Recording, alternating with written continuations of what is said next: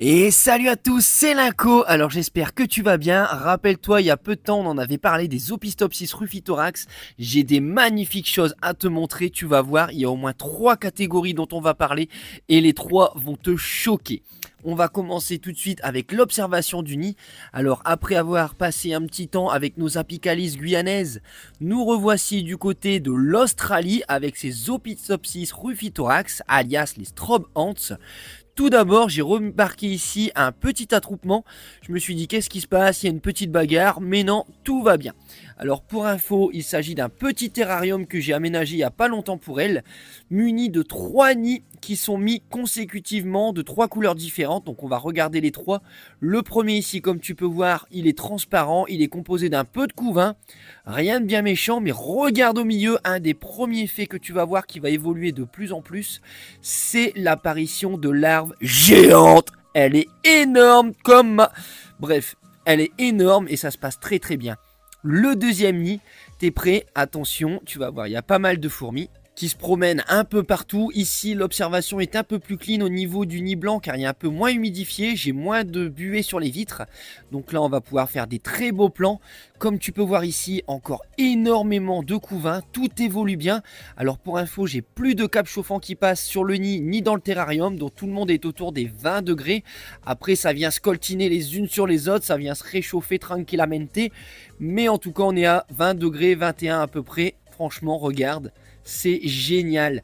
Ici, on peut observer, regarde d'ailleurs au milieu un petit cocon, c'est le petit grain de riz qui est en plein milieu. On voit qu'il est tout lisse, ça c'est une larve qui a tissé. Et regarde à gauche, la larve encore qui est énorme. On peut voir la différence de celle-ci, regarde, je te zoome dessus par rapport aux autres à côté. Celle-ci a été alimentée en conséquence par les ouvrières. Regarde, on peut en voir 2 à 3 qui sont prêts à la nourrir. Elles leur refont des trophalaxies. Alors si tu ne sais pas ce que c'est les trophalaxies, je vais te montrer ce fait juste après qui est énorme chez elles, qui est bien visible. Bref, elles sont en train de régurgiter du liquide sucré chez elles, donc ça se passe à merveille. On va passer au troisième nid, comme je t'ai dit, on y va crescendo. Ici, tout a l'air de bien se passer, mais regarde cette cavité.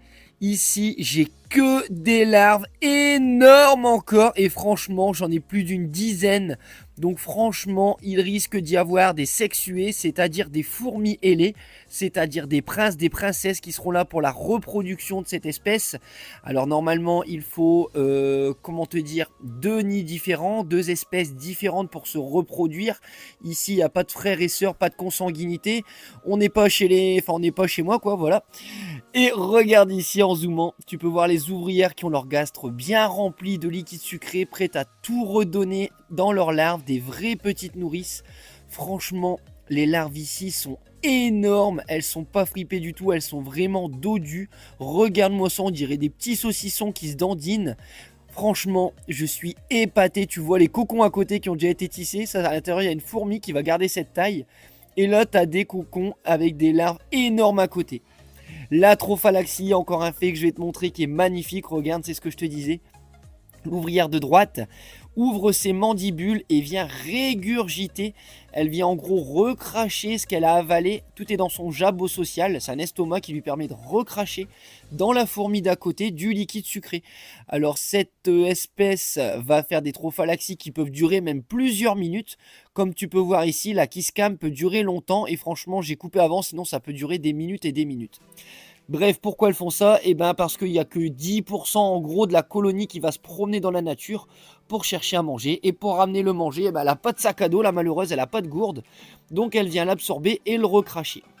Alors déjà des faits de malade, j'espère que vous avez kiffé sur cette vidéo. Et bien comme je t'ai dit, c'est pas fini.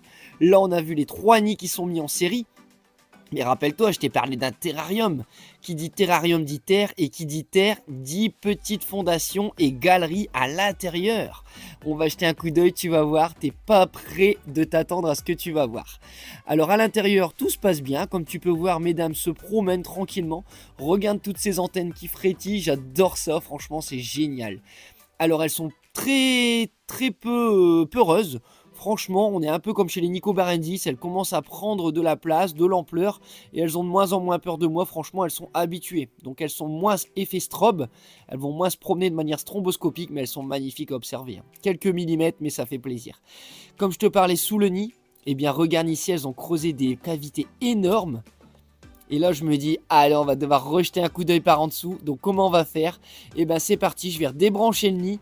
Je vais le mettre entre guillemets en lévitation entre deux chaises, en mode grand écart comme Jean-Claude Van Damme. Regarde ici, j'ai vraiment flippé quand je l'ai installé comme ça. Je me suis dit, s'il y a une chaise qui bouge, si quelqu'un vient bouger une des deux chaises, je suis mort. Et là, la meilleure idée que j'ai eue, regarde, c'est de filmer par en dessous. Je me suis dit, waouh, mais c'est reparti. En gros, c'est l'équivalent de 2 nids comme je t'ai montré tout à l'heure. Il y en a de partout. Franchement, je suis épaté. Regarde ici, et là encore, j'ai encore des larves énormes de partout. Des petits cocons, mais encore des larves qui vont donner des fourmis de ouf. Franchement, cette année risque d'être spectaculaire les amis, après ce qu'on a vu chez les Neoponera apicalis, ce qu'on a vu chez les Nicobarensis et les autres espèces qui grandissent chez moi. Vous n'êtes pas prêts les gars, ça évolue du feu de Dieu. Comme je te disais, il y aura peu de nouvelles espèces parce que je préfère privilégier l'évolution au long terme. Et là, on est en train de se faire plaisir, on en a plein les mirettes. Tu peux voir, il y a eu des œufs. Car un fait étonnant que je t'ai pas encore montré, c'est quoi? Eh ben c'est Madame la Gine. Elle est où cette reine? Elle était plus dans les nids. Ouais, depuis quelques temps je l'ai pas vue. Et regarde là en haut à droite. Tu peux voir qu'il y a un gros truc bien orange. Alors là j'ai zoomé, tu le verras plus. Mais j'ai enfin réussi à la retrouver. Et je suis vraiment content car ça me faisait kiffer. Voilà, tu vois cette grosse boule orange? Eh ben ça c'est le cucu de Madame la Gine. C'est son gastre. Et en plus, le dernier fait de cette vidéo qui va vous faire plaisir aussi. Regarde ce qu'elle a au bout de son gastre. Elle a un petit œuf. Madame se fait le plaisir de nous prendre un œuf en direct. Regarde ce petit œuf qui est vraiment au bout là, qui est en train de sortir tout doucement avec la fourmi derrière qui la suit. Prêt à choper l'œuf dès qu'il va sortir pour le mettre bien au chaud avec les autres. Bref, franchement, je prends un kiff phénoménal avec cette espèce, les Opistopsis rufithorax les amis. Tapez cette marque n'importe où, vous en trouverez très peu évolué comme ça. Je suis vraiment très fier. Là, on est dans le top level Made in France et ça fait vraiment plaisir les amis. Donc pour me remercier, n'hésitez pas à liker, à commenter. Je répondrai comme d'habitude à toutes vos questions. Et si tu veux, tu peux même t'abonner à la chaîne les amis. Vous êtes à peine 60% qui regardez à être abonné à la chaîne. Donc n'hésitez pas. Et vous pouvez même souscrire à la chaîne contre quelques petits euros. Malheureusement ça fait mendiant, mais YouTube, elle, la chaîne est pas trop aidée par les vues. Donc si vous voulez soutenir la chaîne pour faire progresser ces terrariums, me permettre d'acheter des éclairages pour les plantes, ça pourrait être cool. N'hésitez pas à vous abonner et à souscrire, car plus on sera nombreux, plus il y aura des gains et plus on se fera plaisir. Bisous bisous, c'était Linko.